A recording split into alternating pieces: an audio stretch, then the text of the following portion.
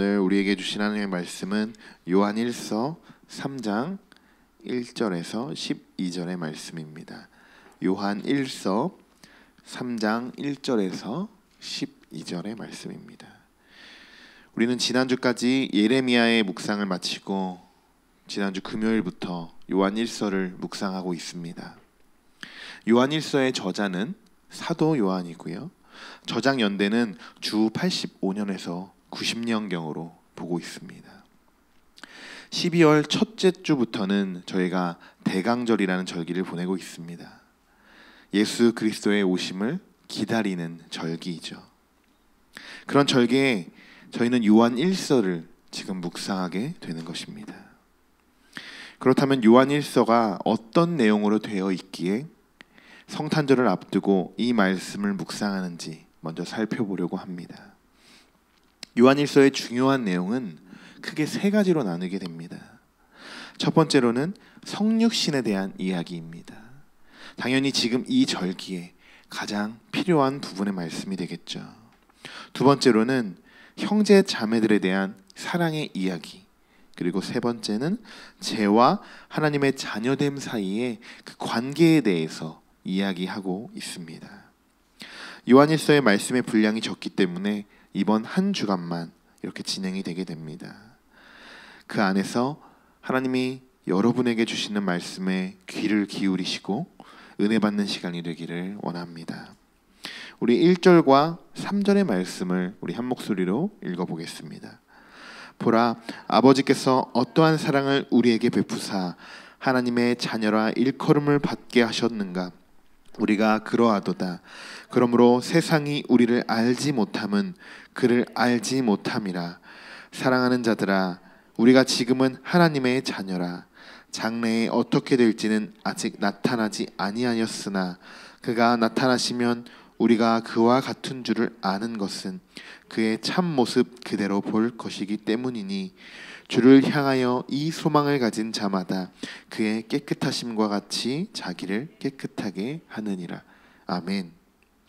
여러분은 하나님의 자녀가 확실하십니까? 1절에 이렇게 쓰여 있죠. 아버지께서 어떠한 사랑을 우리에게 베푸사. 어떠한 사랑이 무엇을 말할까요? 바로 성육신 사건을 이야기하는 것입니다. 우리가 하나님의 자녀가 된 것은 하나님의 사랑과 예수 그리스도의 죽음으로 말미암아 하나님의 자녀라고 일컬음을 받게 되는 것이죠. 하나님께서는 그의 아들을 통하여 무조건적이고 특별한 사랑을 우리에게 부어주셨기 때문에 우리는 그분의 자녀가 될 수 있는 것이고, 이 모든 것은 하나님의 놀라운 계획인 것입니다. 그렇기 때문에 우리는 하나님의 자녀라고 이렇게 불릴 수 있는 것입니다. 그리고 우리는 하나님의 생명과 그리고 재림의 소망을 품고 있는 사람들입니다. 3절에 주를 향하여 이 소망을 가진 자마다 그의 깨끗하심과 같이 자기를 깨끗하게 하느니라. 이사야 1장 18절에 우리가 잘 알고 있는 말씀인데 이렇게 쓰여 있습니다. 너희의 죄가 주홍 같을지라도 눈과 같이 희어질 것이요 진홍같이 붉을지라도 양털같이 희게 되리라. 이것이 바로 하나님을 나의 소망으로 품고 사는 사람들에게만 나타나는 하나님의 구원의 말씀이십니다.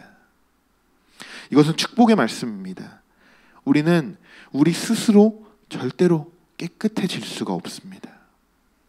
우리의 마음이 얼마나 죄성이 가득한데 누가 감히 하나님 앞에서 깨끗하다고 말할 수 있겠습니까? 만약에 성육신의 사건이 없었더라면 우리는 단 한 명도 천국에 들어갈 수 없었을 것입니다.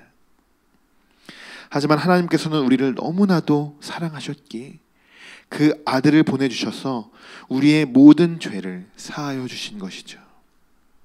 그래서 우리는 이제 깨끗함을 받은 하나님의 자녀라고 당당히 말할 수 있는 것입니다. 너희의 죄가 주홍 같을지라도, 그 죄성이 얼마나 깊었으면 이렇게 표현을 했을까요? 그러나 예수 그리스도를 우리의 마음속에 품을 때 그 죄가 눈과 같이 희어질 것을 우리는 믿습니다. 오늘도 이러한 소망을 품고 살아가시는 모든 성도 여러분이 되시기를 바랍니다. 우리 4절과 8절의 말씀을 우리 한번 읽어보겠습니다. 죄를 짓는 자마다 불법을 행하나니 죄는 불법이라.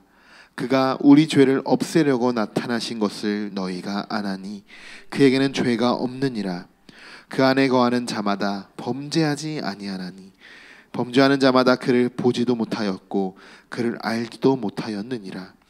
자녀들아, 아무도 너희를 미혹하게 못하라. 의를 행하는 자는 그의 의로우심과 같이 의롭고 죄를 짓는 자는 마귀에게 속하나니 마귀는 처음부터 범죄함이라. 하나님의 아들이 나타나신 것은 마귀의 일을 멸하려 하심이라. 아멘. 지금 우리가 읽은 이 4절과 8절을 간략하게 해석해 보면 아주 짧은 예수님의 사역으로 볼 수 있습니다. 4절에서는 죄에 대해서 이야기합니다. 예수님은 우리의 죄를 구원해 주시기 위해 이 땅에 오셨죠. 그리고 5절에 그가 우리 죄를 없애려고 나타나신 것을 너희가 아나니라고 되어 있습니다. 우리의 죄를 구원해 주시는 것, 이것이 바로 예수님의 사역의 목적이죠. 이 땅에 오신 목적입니다. 그리고 6절과 7절에 이렇게 이야기합니다. 그 안에 거하는 자마다 범죄하지 않고 너희를 미혹하지 못하게 하라. 그러면서 마지막에 하나님의 아들이 나타나신 것은 마귀의 일을 멸하려 하심이라. 아멘. 예수님이 하시는 일이 두 가지입니다. 하나는 우리의 죄를 없애려고 이 땅에 오신 것이고, 또 하나는 마귀의 일을 멸하시려고 이 땅에 오신 것입니다. 이러한 사실을 알고 있는 우리들은 어떻게 행동하고 대처해야 할까요? 어떻게 하면 이 말씀을 우리가 적용하고 실천할 수 있을까요? 방법은 간단합니다. 제일 먼저 죄에 대해서 철저히 자기를 깨끗하게 하고 우리 자신을 깨끗하게 하고 죄에 대해서 최대한 멀리해야 합니다. 죄를 짓는 것은 사단이 가장 좋아하는 것이고 또 죄를 짓는 순간 사단에게 조롱당하게 되는 것입니다. 예수님이 오신 목적이 제가 뭐라고 말씀드렸을까요? 우리의 죄를 없애기 위해서 이 땅에 오셨다고 했습니다. 그렇기 때문에 더더욱 우리는 죄에 대해서 용납할 수 없는 것입니다. 여러분, 죄에 대해서 용납한 것이 있다면 이제 앞으로 끊을 수 있도록 결단할 수 있는 여러분이 되시기 바랍니다. 예수님이 이 땅에 오셔서 우리의 죄 때문에 돌아가신 그 성육신의 사건이 그저 우리의 죄 때문에 보잘것없게 여겨지지 않았으면 좋겠습니다. 예수님이 이 땅에 오신 그 이유를 다시 한번 진지하게 묵상하면서 우리의 신앙을, 나의 신앙을 점검해 봤으면 좋겠습니다. 또 우리가 실천하기를 바라는 것은 쉽지는 않겠지만 한번 이 기간 동안, 이 대강절이라는 기간 동안 이 경건 생활에 조금 집중해 보는 시간을 가졌으면 좋겠습니다. 말씀에도 좀 빠져보시고 기도에도 조금 빠지고 깊이 묵상하며 예수 그리스도의 오심을 정말 진지하게 그렇게 기억하고 기도해 보는 시간, 그런 시간을 우리가 12월에 가졌으면 좋겠습니다. 이 성탄절이라는 것이 기쁜 날이기도 하지만 우리를 위해 십자가에 못 박혀 돌아가시기 위해 이 땅에 오신 날이기 때문에 그저 즐거워할 수 있는 날만은 아닙니다. 이런 식의 더욱 하나님과 영적으로 대화하면서 깊이 있게 말씀을 또 묵상하고 무엇 때문에 나를 구원해 주셨는지, 그리고 나는 그런 구원을 받은 자로서 하나님 앞에 어떤 모습으로 지금 살아가고 있는지, 또 내가 놓치고 있는 것이 있다면 어떤 것들이 있는지, 이렇게 예수님의 성육신 사건을 묵상하며 경건한 신앙생활을 할 수 있도록 그렇게 여러분이 되시길 소망합니다. 마지막으로 9절과 11절의 말씀을 우리 함께 읽어보도록 하겠습니다. 하나님께로부터 난 자마다 죄를 짓지 아니하나니 이는 하나님의 씨가 그의 속에 거하며 그도 범죄하지 못하는 것은 하나님께로부터였습니다. 이러므로 하나님의 자녀들과 마귀의 자녀들이 드러나지. 무릇 의를 행하지 아니하는 자나 또는 그 형제를 사랑하지 아니하는 자는 하나님께 속하지 아니하리라. 우리는 서로 사랑할지니 이는 너희가 처음부터 들은 소식이라. 아멘. 성도 여러분, 우리 뼛속까지 하나님의 자녀가 됩시다. 그 정도는 돼야 이 말씀처럼 살아갈 수 있습니다. 여기에서도 두 가지를 이야기합니다. 하나님께로부터 난 자들은 죄를 짓지 않는다. 그리고 형제를 사랑하고 서로 사랑해라. 사도 요한은 이것을 강조합니다. 기독교인에서, 우리가 정말 크리스찬에서 가장 중요한 부분이죠. 사실 요한일서의 배경은 사도 요한이 말년에 소아시아에 머물고 있을 때 그 지역 교회들이 이단들로 인해 큰 시련을 겪고 난 후에 기록된 편지입니다. 그래서 전체적인 내용을 살펴보면 하나님의 자녀가 어떤 정체성을 가지고 살아가야 하는지에 대해서 강조가 되어 있습니다. 오늘 우리가 하나님 앞에 결단하며 기도할 것은 정말 내가 예수 그리스도를 나의 소망으로 품고 살아갈 수 있도록 결단하면서 기도했으면 좋겠습니다. 그 당시도 교회는 이단들의 공격을 받았다는 것인데 그 이유는 우리가 올바로 서지 않기 때문에 이단에게 속아 넘어갈 수밖에 없었던 것이죠. 지금 이 시대와 전혀 다를 게 없습니다. 우리가 하나님 앞에 올바로 서 있고 오직 예수 그리스도를 우리의 소망으로 품고 살아간다면 우리를 위해 십자가에 돌아가신 예수 그리스도께서 우리의 마음과 생각을 지켜주실 줄 믿습니다. 오늘의 말씀을 마치겠습니다. 예수님은 여러분들을 위해, 우리를 위해 이 땅에 오셨습니다. 예수님은 우리를 위해서 십자가에 달려 돌아가셨습니다.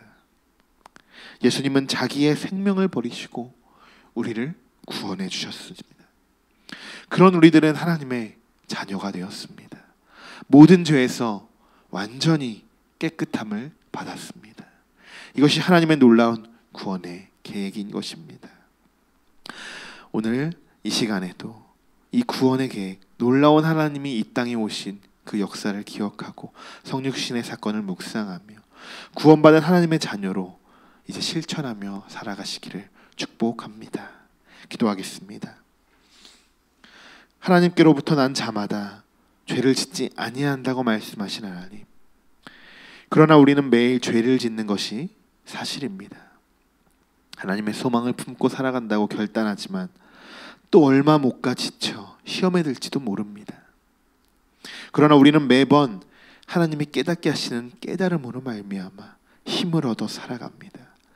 오늘 이 시간도 그런 깨달음 있는 시간이 되게 하시고 하나님의 마음을 품고 살아가는 하나님의 진정한 자녀가 될 수 있도록 인도하여 주옵소서. 예수 그리스도의 이름으로 기도드립니다. 아멘.